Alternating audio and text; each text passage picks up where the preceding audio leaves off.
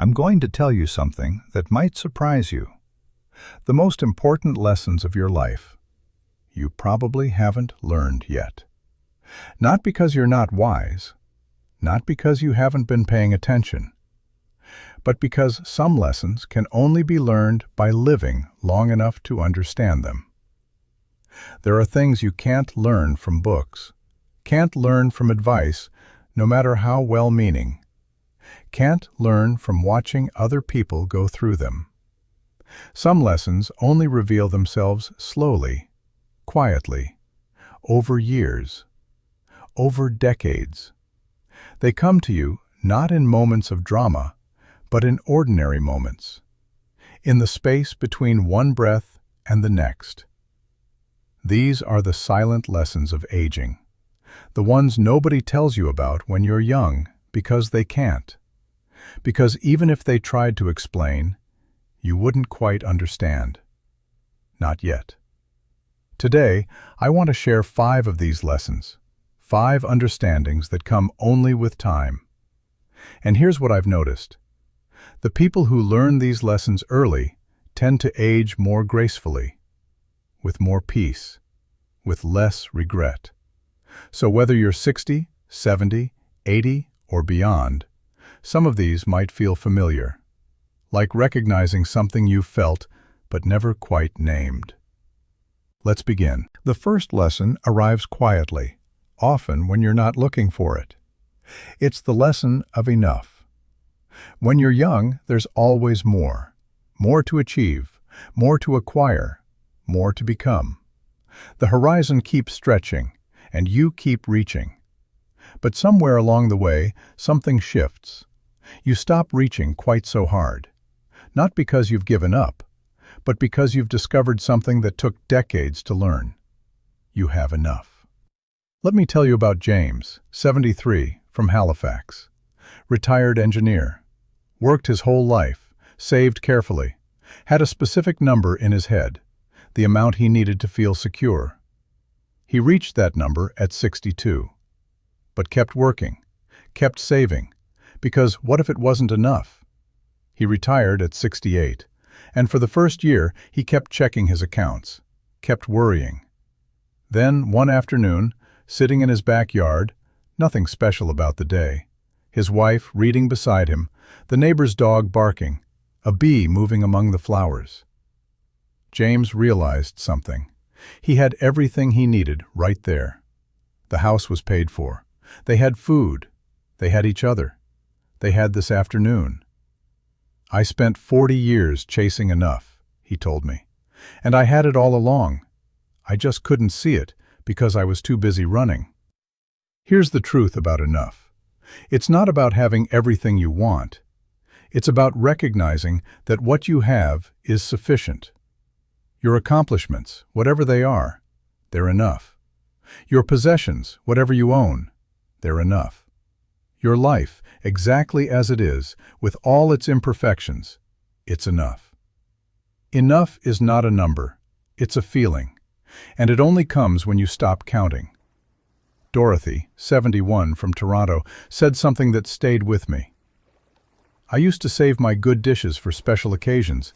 Now I use them every day, because I finally learned this is the special occasion.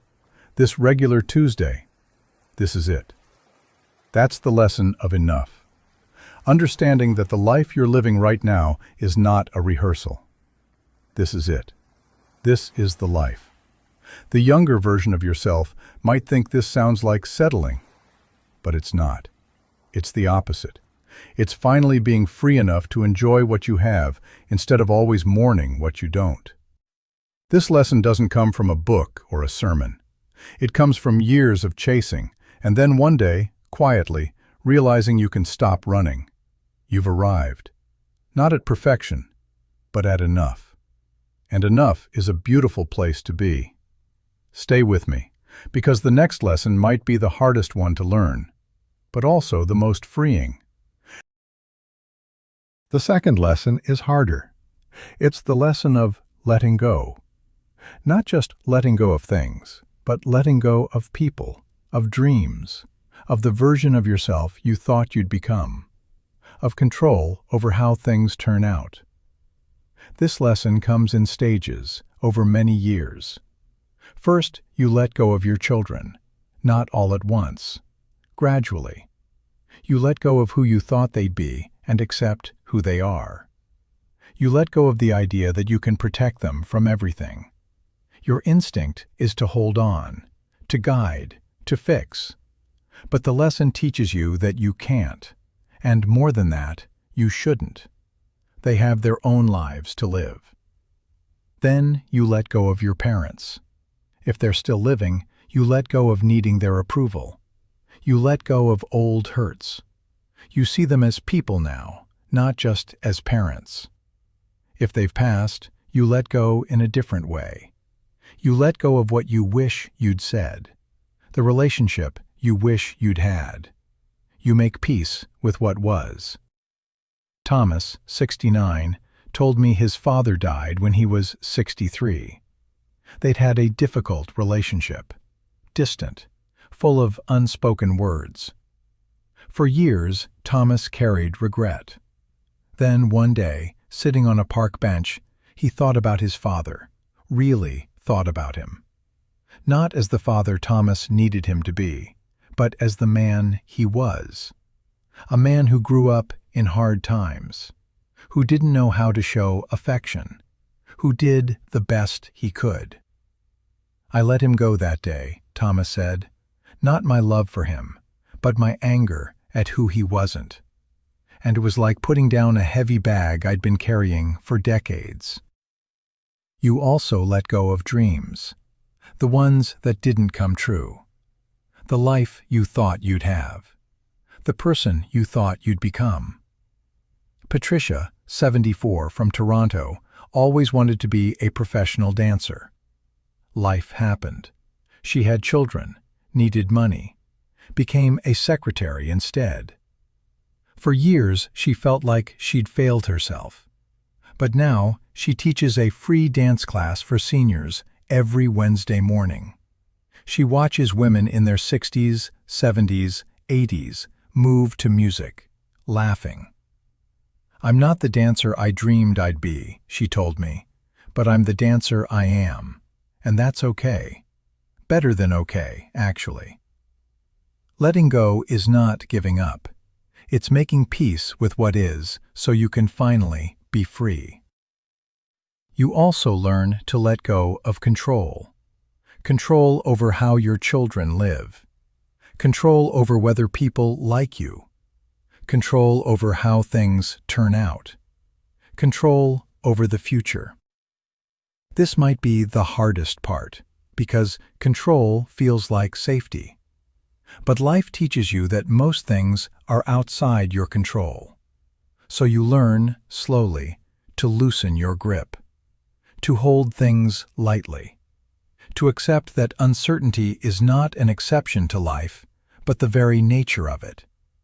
And strangely, in letting go of control, you find a different kind of peace. Not the peace of knowing everything will be okay, but the peace of knowing you can handle whatever comes. Each time you let go of something, you create space. Space for what actually is, rather than what you wish would be. And in that space, there's freedom. If you're learning these lessons too, or if you wish someone had told you about them years ago, leave a comment below. Sometimes it helps to know we're not alone in this journey. The third lesson is about being here, really here, in this moment. When you're young, you live in the future, always planning, always preparing, always moving toward what's next. The future is where real life will happen. Once you finish school, once you get the job, once you meet someone, once you retire. Always once. But this lesson teaches you that there is no once. There's only now. Helen, 70, lives in Victoria. She has a ritual now. Every morning, she makes tea and sits by her window for 20 minutes. Just sits, watches the street, notices the light. "For 60 years, I was always doing something," she told me. always productive, always busy. And I missed so much. I missed the actual experience of being alive because I was too busy preparing for the next thing. Now she practices being present, and she's discovered something remarkable.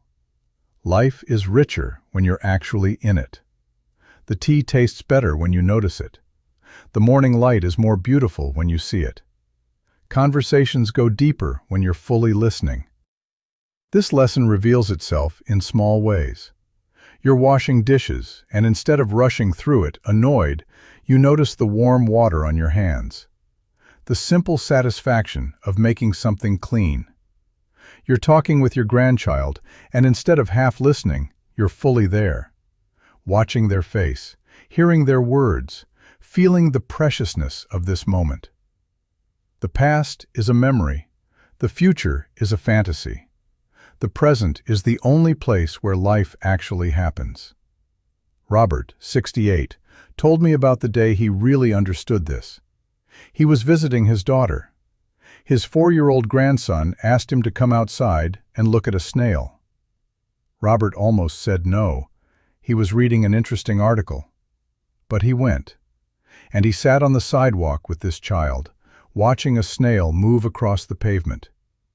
10 minutes for the snail to cross. 10 minutes.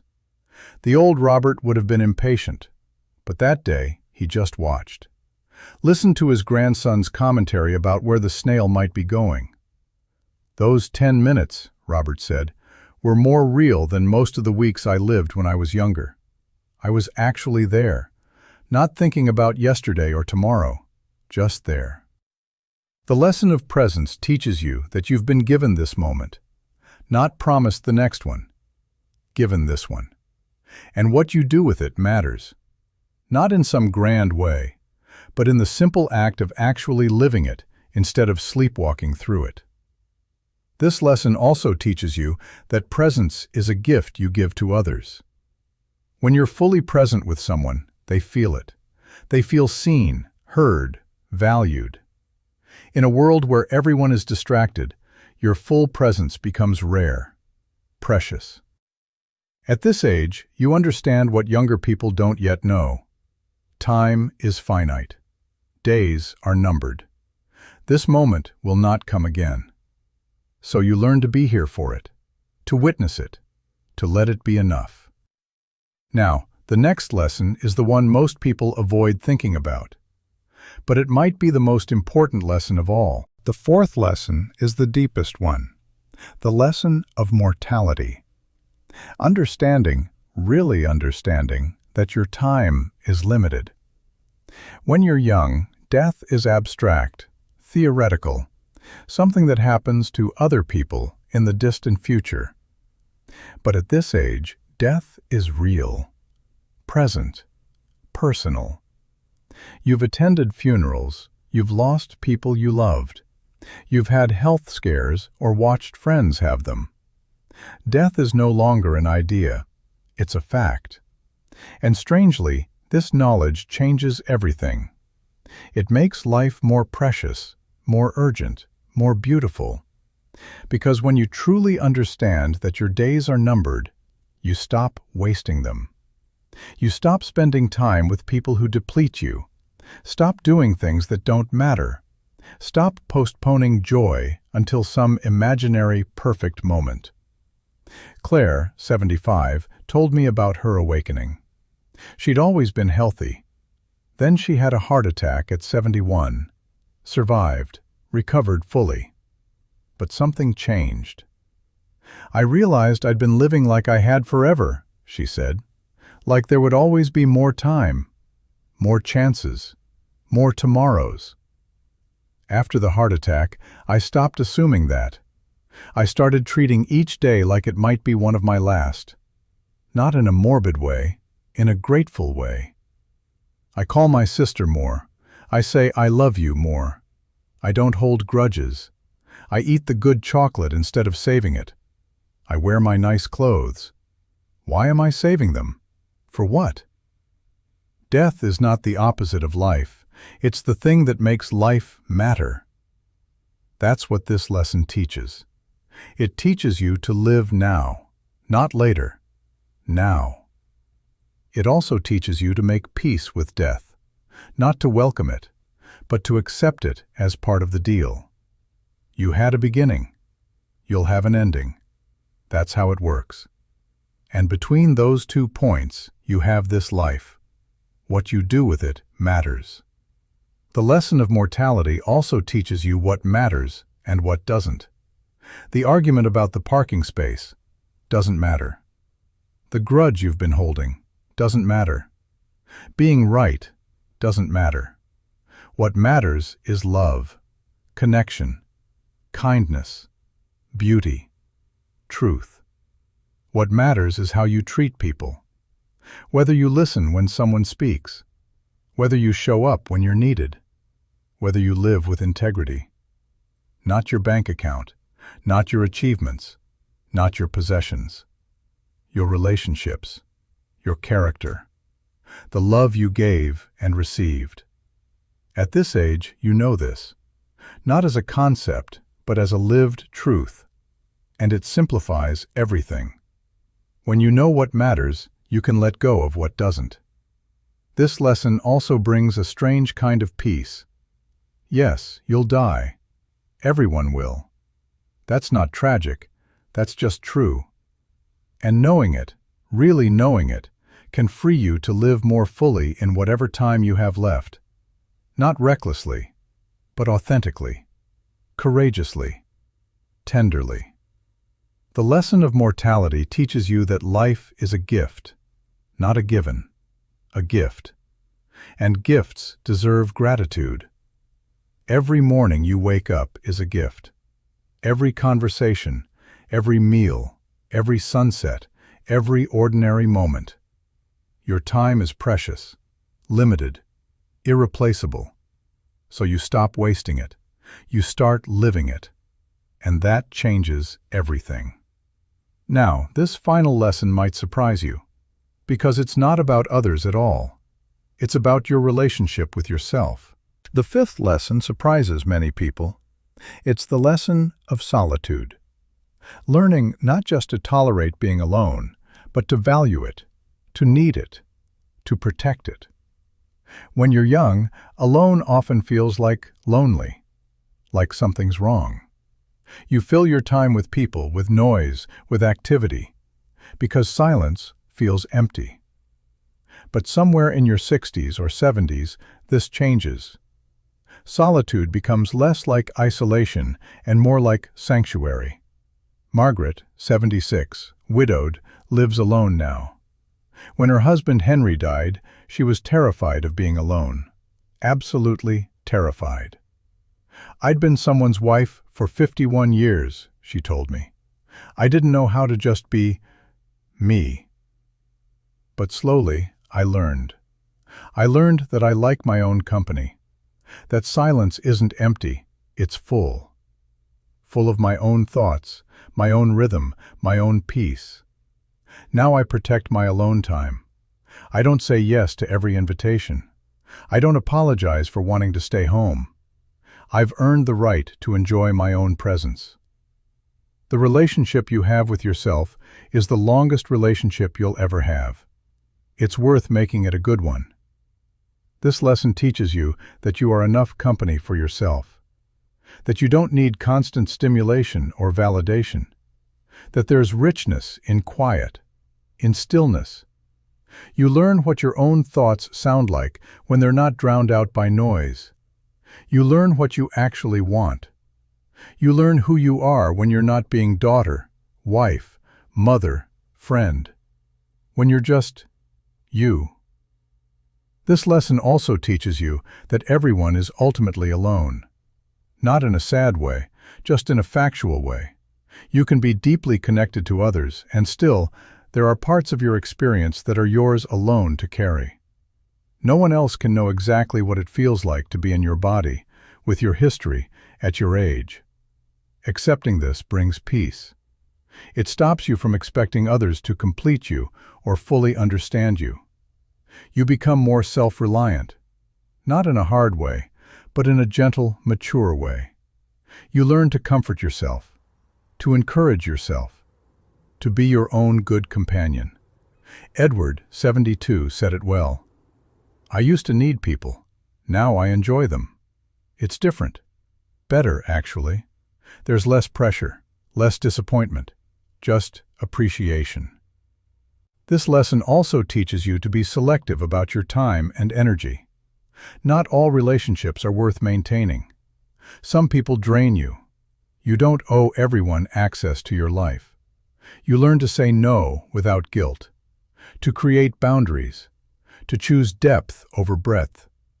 You'd rather have one real conversation than 10 superficial ones. This isn't about becoming antisocial. It's about becoming intentional.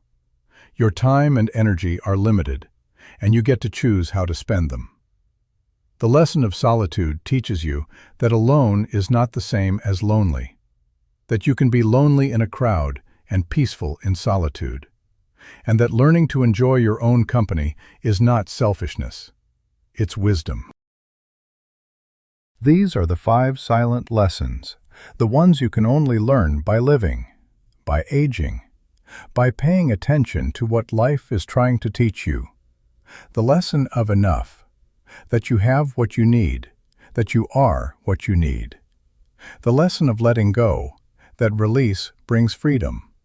The lesson of presence, that life happens now, not yesterday or tomorrow. The lesson of mortality, that your time is limited, and this makes life precious. The lesson of solitude, that you are enough company for yourself. These lessons come slowly, over decades, in quiet moments that turn out to be profound. No one can teach them to you. You have to live them, feel them, discover them yourself. But if you're at an age where these lessons are revealing themselves, know this: you're exactly where you need to be. This stage of life is not about decline, it's about depth.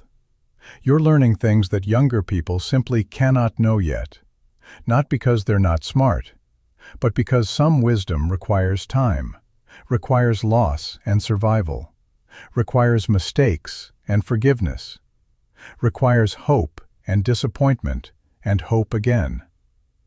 Aging is not about losing yourself, it's about finding yourself, finally. You've earned these lessons through living, through showing up day after day, year after year. That's worthy of respect, worthy of honor. Now I want to ask you something. Which of these 5 lessons resonates most with you right now? Is it enough? Letting go? Presence? Mortality? Solitude? Leave a comment below and tell me. And if you know someone who needs to hear these lessons, maybe a friend your age, maybe an adult child who's starting to understand, share this video with them. Hit that like button if any of this spoke to you, and subscribe to this channel if you want more conversations like this one.